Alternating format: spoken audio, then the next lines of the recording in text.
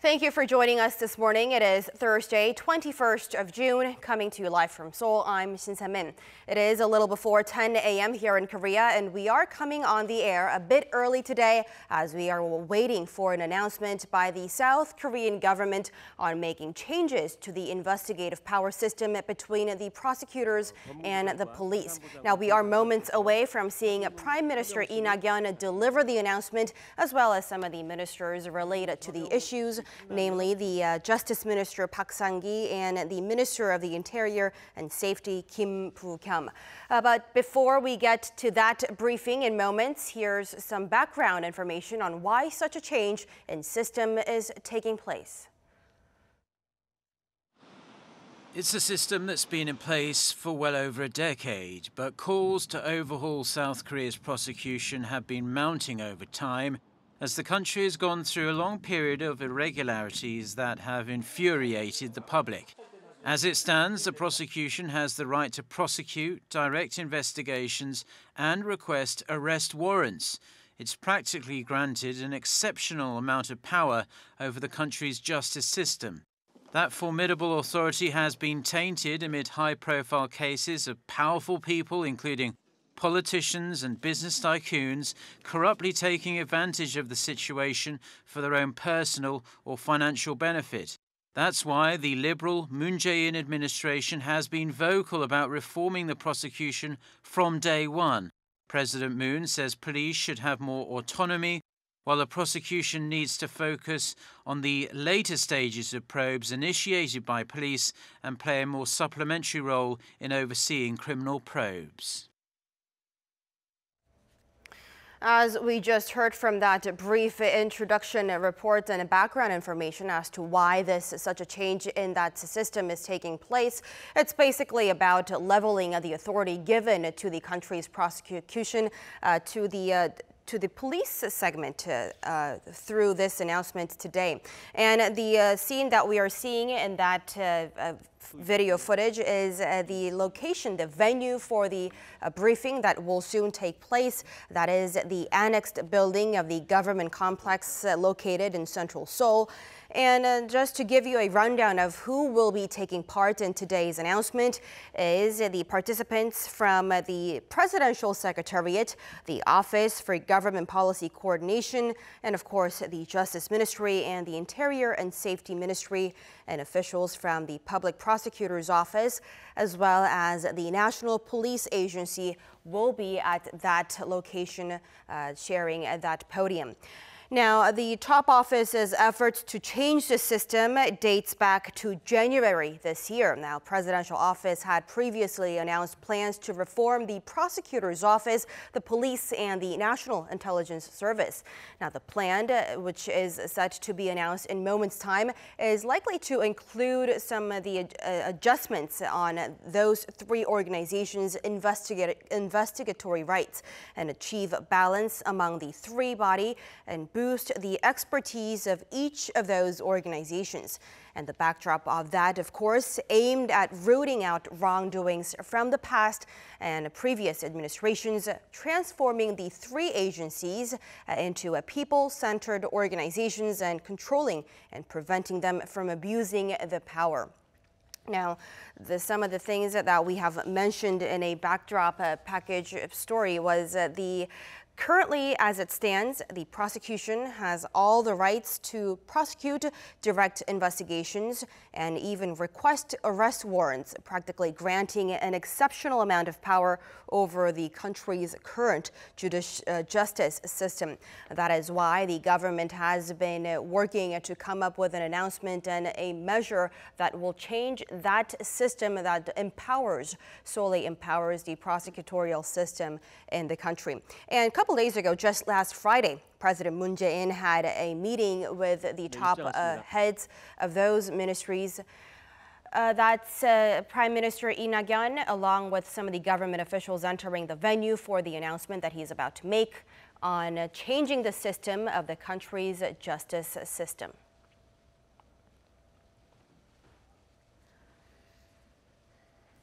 There we see Prime Minister Lee Nak-yeon along with the Justice Minister as well as the Interior Minister and the Senior Presidential Secretary for Civil Affairs, 지금부터 조국 seated. 검경 수사권 조정 관련 담화 발표 및 합의문 서명 Now we will 시작하겠습니다. begin the briefing and the signing 먼저 agreement 조국 청와대 ceremony. 민정수석 First, I would like 비서관께서 to invite 결과 설명을 Jong-un, the 하겠습니다. Senior Advisor Secretary for Civil Affairs.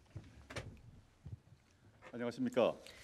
Good morning, ladies and gentlemen. I am Jong-un. 대한민국 정부 수립 후 최초로 We are discussing the first historic agreement between the Minister of Justice and Minister of Interior and Safety, and this also shows a strong pledge of the President Moon Jae-in, and I would like to give you some briefing of the progress. President Moon Jae-in in 2017 and through various occasions has stressed the importance of adjusting the investigative power between the police and the prosecution. And I have taken the responsibility to establish a negotiation channel between the Ministry of Justice and the Ministry of Interior and Safety. And I met 7 times with these two ministers. And I also met 4 times together with other members of the police, and we met for a total of 11 times to carry out the meeting on the adjustment of the investigative power. And these two ministers also carried out independent discussions on this issue, and I myself have also listened to their hearings as well. On June 15th, President Moon met with the Attorney General one-on-one, and he also met with the Ministers of Justice and Interior and the Ministry of Interior and Safety. And he believed that we should listen to the both agencies. And on May 1st, the presidential office has received a public official document from the two sides. And the two ministers, as the responsible ministers of this issue, have engaged in very in-depth discussions. And they also made concessions, modifications, and alterations in order to show, to become the role models for these two agencies. And the President laid out great, meaningful, the Prime Minister also laid out great, meaningful messages, and I would like to thank him again. And I would also like to thank the two ministers as well. Now we would like to invite Prime Minister Lee Nak-yeon for his address.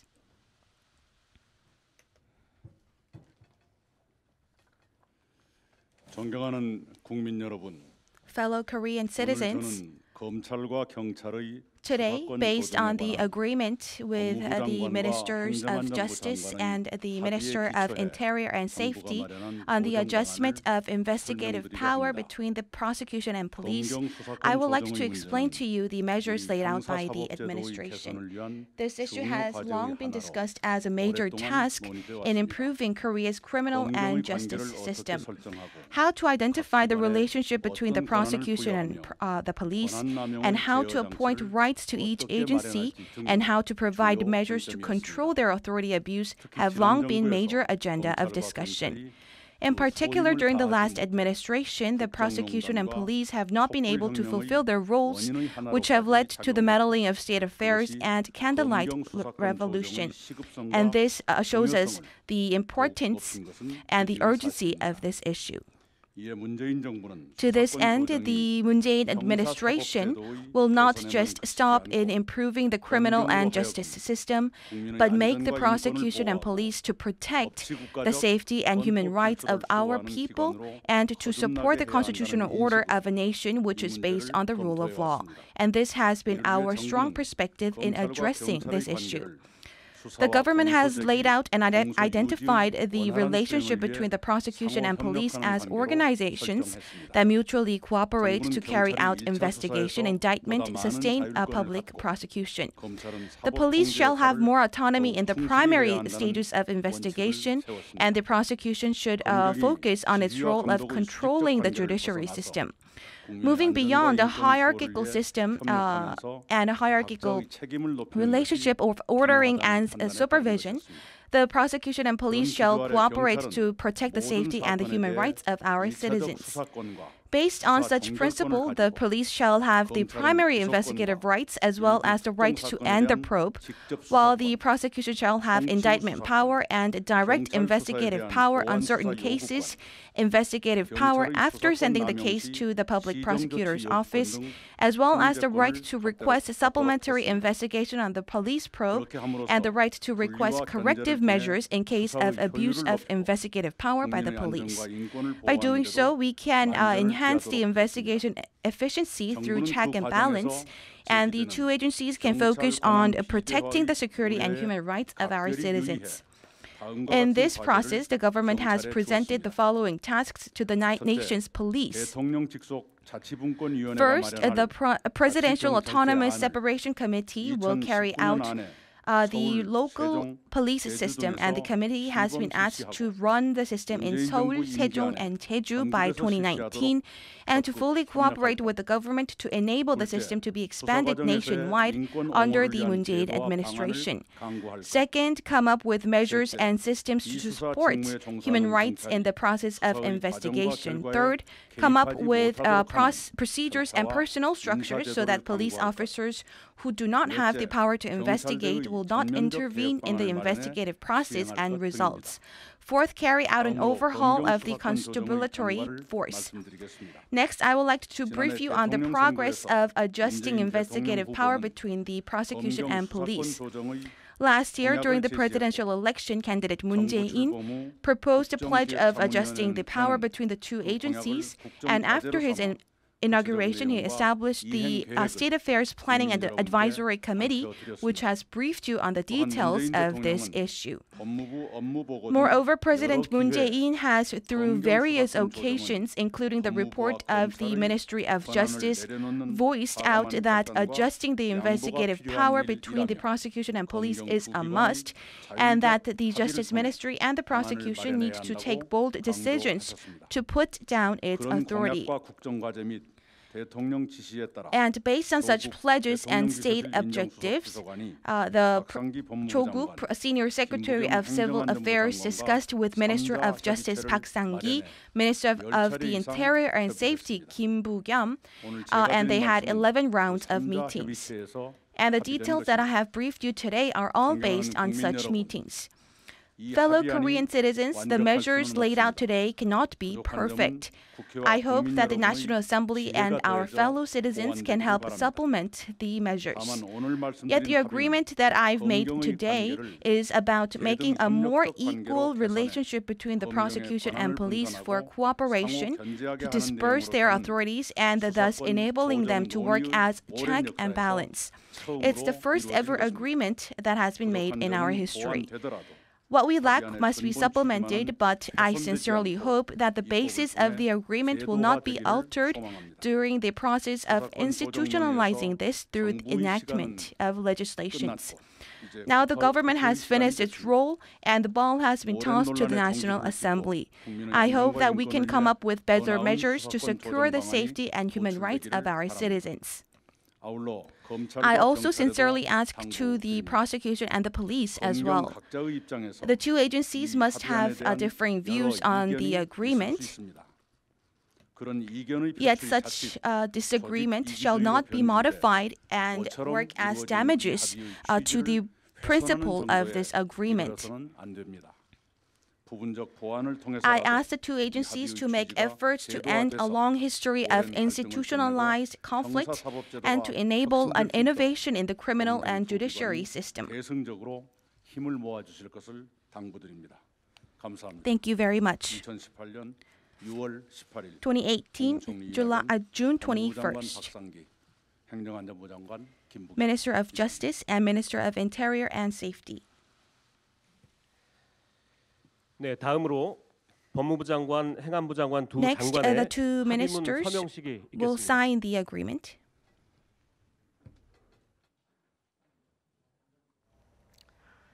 Now, following that announcement by Prime Minister, the related ministers of that ministries will be holding that signing moment. Just to go over some of the points that Prime Minister had made during his announcement was that, among many others, that the government looks to empower police to conduct close the initial investigations independently of prosecution. That is the main gist of the today's announcement by the government. One of the things that he also mentioned was that the police system and the local police system, namely the Seoul, the capital Seoul, the government complex city of Sejong, and the Jeju-do Island will go ahead and expand the system of local police. And another is to protect human rights during the investigative process.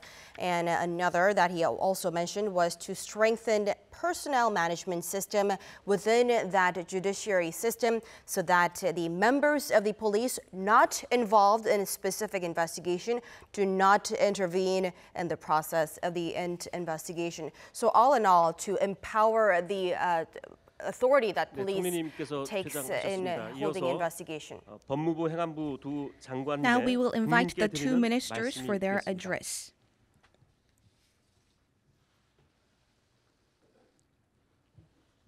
존경하는 국민 여러분, Fellow Korean 이번 citizens, 수사권 조정은 the 문재인 agreement 정부의 today 국정과제로서 has been made as 국민의 based on one of the major 수사기관의 pledges 역할을 of the President 재조정하는 Moon 데 Jae-in 중점을 and has been 두었습니다. focused on 즉, enhancing a better 검찰과 경찰의 system 관계를 for the 협력 관계로 interest of the 개선하여 public. And 수사 to 권한을 분산하고 enhance the relationship between the 상호 prosecution and 견제받도록 하여 police so that they can 수사권이 work as a check and 국민을 balance 위해 in order to 민주적이고 enable 효율적으로 행사되도록 the 하는데 investigation 그 목적이 to 있습니다. become very effective 그동안 and to serve 수사권 its 조정은 role and to serve the 형사사법제도의 public. 개선을 위해 And 오랫동안 this 논의되어 issue 온 has 중요한 been 과제임에도 addressed 불구하고 for a long period of 검찰과 time, 경찰 yet 간의 합의가 이루어지지 the 못한 prosecution and the 현재 public 이루고 있습니다. did not were 오늘 not able 발표한 to reach 수사권 조정 a concrete agreement. 검찰과 경찰을 The agreement 감독하는 made 두 today 기관의 장관이 was made 처음으로 based 합의한 on the 것으로서 two ministers that 상황과 supervise 국민적 the 요구에 prosecution 부응한다는 and the 점에서 police, 그 의미가 and 크다고 therefore it's 생각합니다. very meaningful. 전국의 검사 그리고 검찰 직원 여러분, For all of the 합의된 정부안에 대해 prosecutors and all of the 검찰의 members of the 입장에서는 prosecution, 이견이 있을 수 있다고 you 생각합니다. may have differing views on the agreement that has been made 공치전 today. 수사 지휘가 폐지되고 However, we will 경찰이 discard the system of 일차적 수사 the 종결권을 public 갖는 of the investigative 경찰의 rights 영장 신청에 대한 심사와 on the cases that have been sent 경찰의 to the 수사권 public 남용 시 prosecutor's office, 사건 송치 and 요구 this 등을 통해 will 견제될 수 also 있을 be working 것입니다. as a check and balance 또한 with the 불송치 prosecution's 결정에 대하여 rights 피해자 to 등 사건 propose 관계인이 suggestions 이의를 on the 제기하는 경우 investigations made by 사건을 the 검찰로 police. 송치하여 And in 검찰이 differing 기소 여부를 cases, 최종 판단하게 하는 한편 we will also 검사는 enable the police, the 경찰로부터 prosecution to 불송치 결정문, finalize 사건 기록 the 등본과 cases that 함께 have been sent to the 불송치 public 결정 prosecution's 통지를 office, 받을 수 있고 and this could be notified 불송치 to the 결정이 위법 police. 부당할 경우 And when this 재수사를 요청할 수 is 있도록 in 하는 등 violation to 경찰이 the legislations, 일차 수사 종결권을 the 견제할 수 prosecution 있는 may 장치를 carry out 마련하였습니다. secondary investigations, and such 검찰의 measures have been 의견을 laid out in this agreement. 자치경찰제를 수사권 And 조정과 the 함께 local autonomous police 시행하기로 system will 하였습니다. also be carried out 법무부는 together with the 이 changes of the 정부안이 법제화될 수 investigative 있도록 powers. 최선의 The Ministry 노력을 of Justice 기울이겠습니다. will exert its full 존경하는 efforts 국민 to 여러분, support the changes 이번 of the 조정안의 system. 취지가 Fellow Korean 제도화되고 citizens, the focus of the 형사사법제도가 agreement shall 개선되어 be institutionalized, 국민이 원하는 and we shall 검찰상을 확립할 수 있도록 enable 국민 the 여러분의 prosecution 많은 to 이해와 be a 관심을 trustworthy 부탁드립니다. organization. And thank you very much for your attention.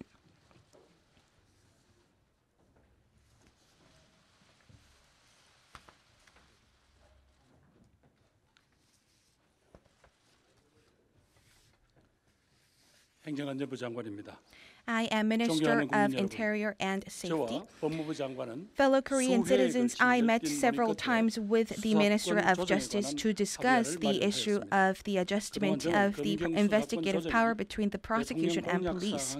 This issue has been a very focused point of the President's pledges, and this shall not become an issue of a simple conflict between the two agencies. Rather, it shall be a very important issue in order to secure the interests of our citizens. This issue has been discussed fully during the past government of participatory government, and but yet there have been very big opinion gaps, and the two agencies were not able to come up with an agreement. However, this issue cannot be delayed any longer, and our two ministers have met and have stressed that the two agencies must cooperate to play their respective roles. And we also carried out so that the prosecution and police will share their roles in investigation and indictment and sustaining the public indictment.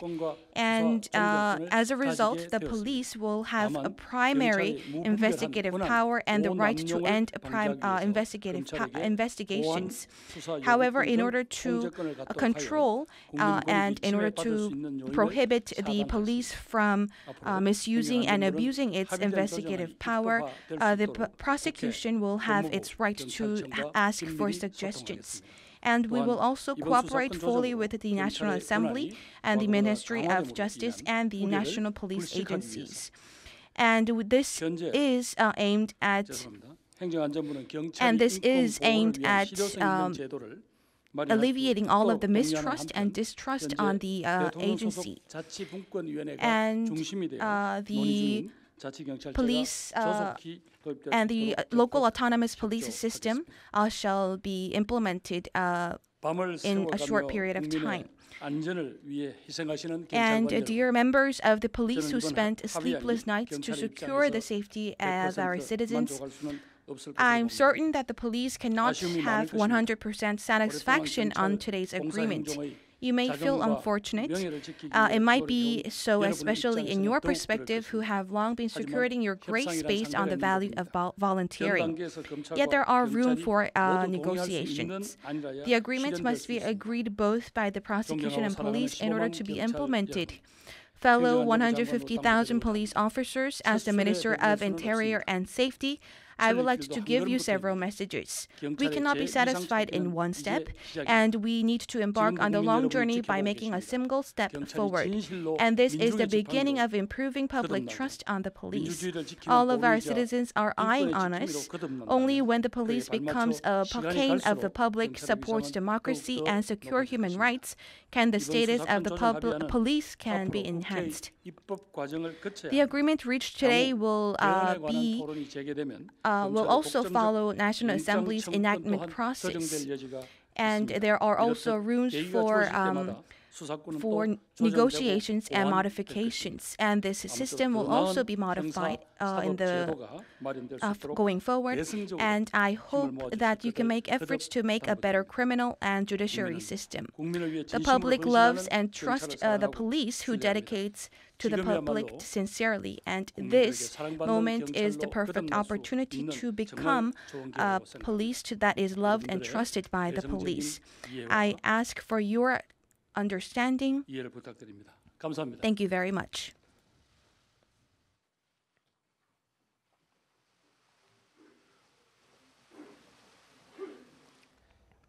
There you have it. That was our Interior and Safety Minister Kim Boo-kyum, along with Justice Minister Park Sang-ki, giving the changed some of the altered system to the country's judiciary system. Now, all in all, it was about enhancing a public's judiciary system, recovering from some of the past mishaps that the country had seen in previous administrations. Now, such transformations also aimed at echoing Moon Jae-in administration's all-time efforts in making the country a people-centered nation, and perhaps changing those organizations into that directions as well. well, and controlling and preventing from abusing their massive power given by the people. And the main agenda today was that the government announcement entailing empowering the government would empower the police's investigative role and for allowing them to conduct and close initial investigations in all cases independently of the prosecution. That is a complete change in system that we had seen, whereas the prosecution were able to direct the investigation throughout, even when police was in that investigative process. And again, all of these changes coming today to reduce the massive concentration of investigative powers in the country's prosecution system. And like Prime Minister had initially announced earlier, to make it all happen, the modifications brought on by the government today, it has to be made into a law, something that the lawmakers at the National Assembly needs to start working on. And as Prime Minister had mentioned during his announcement, that making this a law and asking for the lawmakers' cooperation in making this changed system be carried out in a flawless way is something that the lawmakers would have to come together and draw up their solutions from onwards. Now we're going to go live to our Kim Min-ji, who has been watching this closely for us for some of the key points mentioned during the presser just moments ago. So Min-ji, what did you take away from the announcement? Well, Simon, the reform measures call for achieving a balance between the prosecution and police. For starters, the proposal calls for the prosecution and police to be in a reciprocal relation. That is, that they work hand in hand and focus on the expertise of their respective bodies. Now, police will be given more autonomy and more responsibility in the first stages of the investigation. Now, they will have the right to investigate as well as the authority to call an end to the case. Now, this is all independent from the prosecutors. Under the current system, all criminal investigations by police are required to be under the command of prosecutors. Also, should a case involve a prosecutor officials from the prosecution or the other way around, the prosecution will be required to immediately request an arrest warrant, and this is to ensure a balance between the two organs and that they keep each other in check. Meanwhile, prosecutors will be able to retain their authority to indict, while the new proposal requires them to focus on the later stages of probes initiated by police and play a more supplementary role in overseeing the probes. But if necessary, they will be allowed to request further investigation into cases that have been looked by police if deemed necessary. Now, the proposal has been in the works for a couple of months, with the president claiming that adjusting the investigative power between the prosecution and the police was a task that must be done in order to protect people's human rights. The prosecution has both the power of accusation investigation, while the police has no independent investigative authority whatsoever until now. Police have demanded an independent investigative power to seek and search arrest warrants, as they cannot look into corrupt prosecutors without such authority. And they've also claimed prosecutors can intervene in the cases that are linked to their potential interests. Now, this was part of the Moon Jae-in administration's goal to reform so-called powers of organ in the country, namely the prosecutor's office, police, and the National Intelligence Service. Now, there have been mounting calls to reform what many see as a corruption-ridden prosecution. However, it's not going to be easy to proceed, as the prosecution claims that the reforms have cut into their authority. Now, that's all I have for now. This has been Kim Min-ji reporting from the Seoul Government Complex.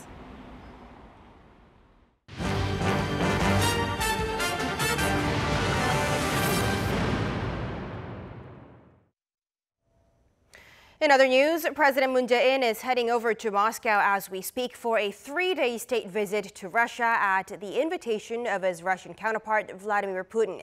Now, this is the first time a sitting South Korean president to make an official state visit to the Kremlin in 19 years. And during his stay, President Moon will deliver a speech at the State Duma, the lower house of Russia's Federal Assembly, becoming the first South Korean president to do so. Now, President Moon will also hold a summit with President Putin and attend a dinner banquet, and the two leaders will reaffirm their strong commitment to developing future-oriented bilateral relations. And after wrapping up his itinerary in the Russian capital, President Moon will fly over to Rostov-on-Don to cheer on South Korea in their World Cup match against Mexico. President Moon Jae-in says he believes peace on the Korean Peninsula will open the door to full-fledged economic cooperation between the Koreas. He says the two sides will then start to work closely with Russia as well. And in fact, that's one of the issues that he plans to discuss with Russian President Vladimir Putin in Moscow this week. And our Moon Ganyang tells us more. South Korea and Russia share the common goal of a complete denuclearization of the Korean Peninsula and a lasting peace settlement.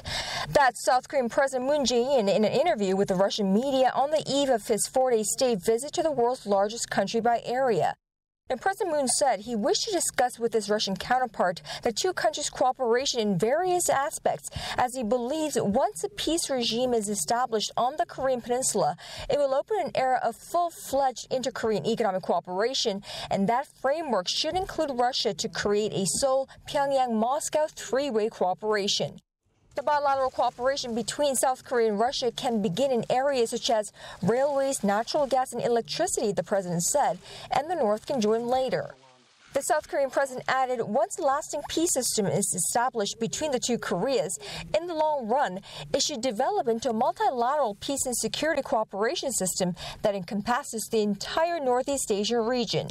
For that, Mr. Moon will continue to closely coordinate with Russian President Vladimir Putin. On the results of the North Korea-U.S. summit in Singapore earlier this month, the South Korean president said they have surpassed all expectations and called all the parties concerned now to implement the agreed measures as soon as possible. He stressed North Korea should take certain steps and the U.S. should provide comprehensive security guarantee. President Moon, during this first state visit by a South Korean head of state to Russia since 1999, is scheduled to sit down with his Russian counterpart on Friday for the third time since taking office in May 2017, and also become the country's first ever president to deliver a speech to the Russian State Duma. The South Korean leader's trip to Moscow comes amid a flurry of international efforts, including 2 inter-Korean summits and a never-before-seen U.S.-North Korea summit, to rid North Korea of its nuclear weapons program, as well as unprecedented diplomatic engagements by the North Korean leader with other heads of state. Moon Ganyang, Arirang News, The Blue House.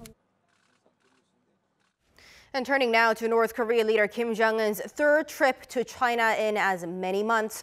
North Korea's state-run media has reported this morning within the past couple hours that Kim and Chinese President Xi Jinping talked about empowering their strategic tactical cooperation under the new circumstances on the Korean Peninsula and the wider region. And their bromance is tightening up, with reports out of China saying that President Xi may return the favor and travel to North Korea sometime this year. But first, for a closer look at the Kim and Xi's third meeting, our Lee Ji-won tells us more. Just a week after his historic summit with the U.S. president, North Korean leader Kim Jong-un has once again visited the North's close ally China for 2 days, starting Tuesday. Kim and Chinese President Xi Jinping's previous 2 summits came just a few days before Kim's meetings with U.S. Secretary of State Mike Pompeo. And with more negotiations for follow-up measures to the North Korea-U.S. summit to take place soon, experts say Kim could be preparing for them with his Chinese counterpart. Others pointed at the delegates that accompanied Kim to China, including Cabinet Premier Park Bong-ju and Park Tae-sung, the party's vice chairman for science and education. By having these officials see China and learn from it, Kim could be hoping to emulate Beijing's reforms and open up his own country's economy. He could also be seeking to launch joint projects with China. In fact, according to South Korea's Yonhap news agency, the North Korean leader on Wednesday is expected to have visited Beijing's Academy of Agricultural Sciences. But the expert says the main reason for Kim's visit to China is to seek a reduction of Beijing's economic sanctions towards Pyongyang. Kim himself said at the ruling party's policy gathering in April that North Korea will now shift its focus from developing nuclear weapons to developing its economy. There will need to be more time and concrete steps from the North before the U.S. can reduce its pressure. But Kim needs to make his people feel some amount of economic revitalization before the regime's major political events in months to come, so it's likely that Kim asked President Xi to show some flexibility in implementing sanctions on the regime. but it is unclear whether the sanctions on the North will be eased.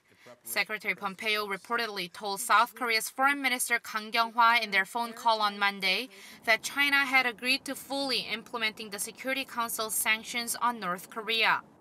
The U.S. State Department spokesperson Heather Nauert also said at a briefing on Tuesday that the U.S. looks forward to China continuing its support for the world's maximum pressure policy. To this, the expert says, while sanctions will officially be implemented, both the U.S. and China could, to some extent, turn a blind eye to this, as the U.S. does not have a good enough reward for the North's denuclearization steps as of now, and tight monitoring could freeze the current momentum. 이지원, 아리랑 뉴스. And China will play a constructive role in denuclearizing the North Korean regime. That is a word from South Korea's top office as it evaluates the third Pyongyang-Beijing summit. With more, our Hwang Ho-jun reports. In his regular press briefing Wednesday morning, the Blue House spokesperson said the latest North Korea-China summit is believed to have moved the denuclearization process a step further. He also said South Korea's top office hopes Beijing will continue to help North Korea achieve a stable and complete denuclearization. The words, quote, stable and complete, according to Kim Il-kyum, means China's presence would act as a safety valve in the many negotiations to come during the denuclearization process. Those comments from the Blue House were made after news broke that in their summit, North Korean leader Kim Jong-un and Chinese President Xi Jinping have agreed to cooperate on denuclearizing the Korean peninsula and that China has promised to play a continued, constructive role in the future. This was Kim and Xi's third meeting in 3 months. It came just a week after Kim Jong-un had his historic first face-to-face meeting with U.S. President Donald Trump in Singapore on June 12th. The Blue House confirmed that President Moon had no direct communication or phone conversation with his Chinese counterpart, but emphasized that diplomats from Seoul and Beijing are in constant, active communication. Considering that Beijing was a combatant in the Korean War and a signatory to the Armistice Agreement, the Blue House is acknowledging China as a key stakeholder when it comes to peace between the two Koreas, and said it will continue to closely monitor any developments in Pyongyang-Beijing relations. Hwang Ho-jun, Arirang News. U.S. National Security Advisor John Bolton, who's been in the spotlight due to his hawkish views on North Korea, says the regime is facing decisive and dramatic choice on whether to give up its nuclear and ballistic missile programs. In an interview with local Fox News on Wednesday, Bolton said the U.S. will find out soon enough because diplomatic engagement will proceed quickly. He also says U.S. Secretary of State Mike Pompeo and others will be meeting with North Korean officials, adding that the Trump administration has no interest in lengthy talks.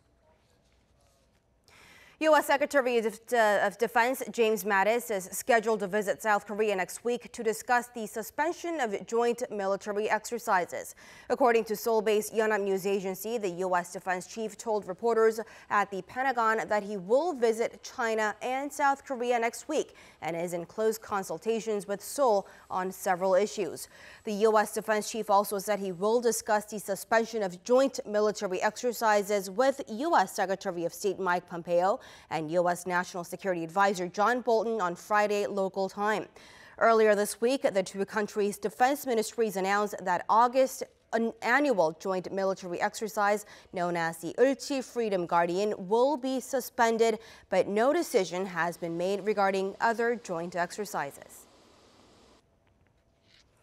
With a swell of anticipation for economic cooperation between South and North Korea in the months and years to come, many expect energy to be on the first sectors for their joint projects as the North is desperately needing reliable power sources. Our Oh Soo-young tells us more. South Korean companies are preparing to power up North Korea with renewable energy sources. Due to severe power shortages in the north, setting up stable energy sources is expected to become one of the first joint economic projects between the two Koreas. According to Statistics Korea, North Korea produced 23.9 billion kilowatts of electricity in 2016, about 4% of the amount the South produces, and the number of power plants only amount to 7% of those in the South. Compared to the 6 to 8 years it would take to set up a thermal power plant, renewable energy sources such as solar and wind power generators are expected to take about 3 years.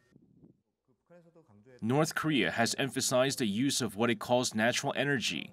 The South could easily help provide solar energy, especially with our outstanding semiconductor technology. The North has been looking into wind energy as well. Midterm projects could include procuring natural gas from Russia.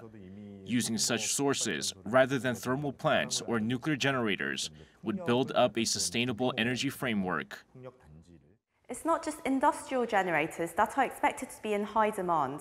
North Korean households are also likely to need smaller generators based on sustainable energy sources to overcome their rampant power shortages. One particular firm has been preparing to address a wide range of energy needs in the north through its state-of-the-art solar technology. In addition to our solar cell, module and production technology that has been internationally acclaimed, as well as the technology to construct generator facilities, we have all possible solutions for solar technology. We have also been facilitating small solar generators which have been combined with small energy storage systems for areas in Southeast Asia with no electricity. The company believes joint projects combining the South's know-how and the North's human and natural resources could boost competitiveness in the global energy market. Unlike the situation in the South, we can actually test and fine-tune large-scale microgrids technology. It is a place where we can verify the utility of such technologies. To help the North go green and unlock the potential commercial benefits, experts say efforts are needed from both energy firms and government authorities to enable swift action once economic cooperation makes headway. Oh Seong, Arirang News. South Korea's producer prices rose to a near 4-year high in May on the back of rising global oil prices. The Bank of Korea says Thursday that the producer price index, a barometer of future consumer inflation, hit 104.4 last month, up 0.2% from the month before. The producer price index for May marks the highest reading since October 2014. And prices of industrial goods went up 0.4% on month, while the prices of petrochemical goods went up 5.3% on month in May, posting the biggest gain in 16 months as the price of Dubai crude jumped 9% to an average of $74.4 a barrel. And now to the latest drama coming from World Cup in Russia. There were 3 matches on Wednesday, including some of the countries that may have a good shot at winning the entire tournament. But despite some of the star names on display, goals in all 3 games were in short supply. Our Lee Seung-jae tells us more. Day 7 of the 2018 Russia World Cup kicked off at Moscow's famous Luzhniki Stadium, where Cristiano Ronaldo's Portugal took on Morocco in their second Group B match. Ronaldo, who's rumored to be headed out of Real Madrid, was letting his football do the talking, adding his 4th goal of the tournament right from the get-go, heading home in the 4th minute. Morocco created several chances to level things, but the Portuguese defense kept them at bay, as Portugal would hold on for the 1-0 victory, giving them 4 points in Group B, while Morocco suffered their 2nd straight loss. In Rostov-on-Don, Uruguay booked their place in the round of 16 thanks to Luis Suarez's 23rd minute goal that was enough to beat Saudi Arabia. Uruguay's 1-0 win also officially seals Russia's spot in the knockout stages, as both teams have 6 points, with the host nation ahead on goal difference. The 2 countries will face off in their final Group A match next Monday. Finally, in Kazan, Iran were looking to add to the number of upsets at the World Cup and kept things level against Spain in the first half, despite Spain throwing everything at them. But the Iranian defense eventually buckled, with Diego Costa's goal in the early stage of the second half breaking the deadlock. In the 63rd minute, Iran's Saeed Aizatullahi had a goal ruled offside, and the video assistant referee concurred with the initial call, helping to ensure Spain kept their 1-0 lead until the final whistle. The win leaves Spain with 4 points, tied with Portugal atop Group B. Lee Seung-jae, Arirang News.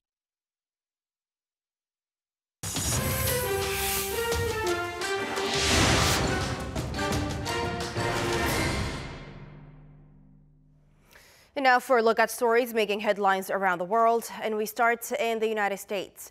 In a rare policy reversal, President Trump has signed an executive order designed to keep migrant families together at the Mexican border. For more on this and other news around the world, we turn to our Aram at the News Center. So, Aram, it seems like Trump had finally bowed to pressure. That's right, Simon. President Trump had previously argued he had no authority to stop separations of illegal immigrant families at the border and that it was up to Congress. Just the day before he signed Wednesday's executive order, Trump said current law only allowed two policies: to open borders completely or criminally prosecute illegal entry. But it turns out he was able to exercise his authority, and now migrant families are able to stay together. Despite the executive order, Trump maintained his tough stance on immigration. So we're keeping families together, and this will solve that problem. At the same time, we are keeping a very powerful border, and it continues to be a zero tolerance. We have zero tolerance for people that enter our country illegally. Images of children being held in cages at border facilities and audio clips of them crying for their parents have sparked fury both domestically and globally. Though the executive order solves the separation issue, families will still be detained together when caught entering America illegally. Although they will be pushed to the front of the line for immigration proceedings, it is still unclear how long they will be detained. The prolonged detention of children could spark a legal battle. U.S. National Security Advisor John Bolton says the Trump administration's decision to pull out of the UN Human Rights Council is being accompanied by an end to U.S. funding for the body. He was speaking on a radio show shortly after the announcement was made on Tuesday. He said funding will also be cut for the UN High Commissioner for Human Rights. Bolton also defended Washington's decision to leave the council, saying it doesn't advocate human rights and is being used by rights abusers against the US and its ally Israel. About 40% of the UN regular budget funds the HRC and High Commissioner's office. The US contributes to about 22% of that regular budget, as well as additional voluntary contributions. The European Union will start imposing a slew of retaliatory trade tariffs on US goods from Friday. The move comes in response to the Trump administration's decision to slap tariffs on European steel and aluminium. The EU's trade chief, Cecilia Malmström, said Wednesday that about $3.5 billion worth of American goods will be taxed. The products range from bourbon whiskey and peanut butter to Harley-Davidson motorbikes.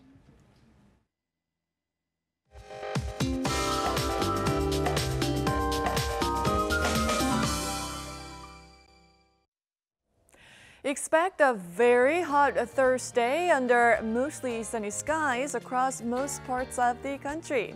And we are already into the fourth summer solar term of the year. It's the summer solstice today, the day with the longest daylight. And while the sun is up in the sky, strong UV rays will shine down on us along with high ozone levels. So be sure to drink plenty of water and wear plenty of sunscreen. Temperatures will rise higher than yesterday. Seoul and even Busan will get up to 29 degrees Celsius. Daegu and Gyeongju will be in a grip of blistering heat at 32 degrees. The heat will get stronger for most areas until next Monday, when monsoon rain will reach the central parts of the country, finally bringing some relief from the heat. So until then, take good care of your health. That's Korea for you, and here's international weather for viewers around the world.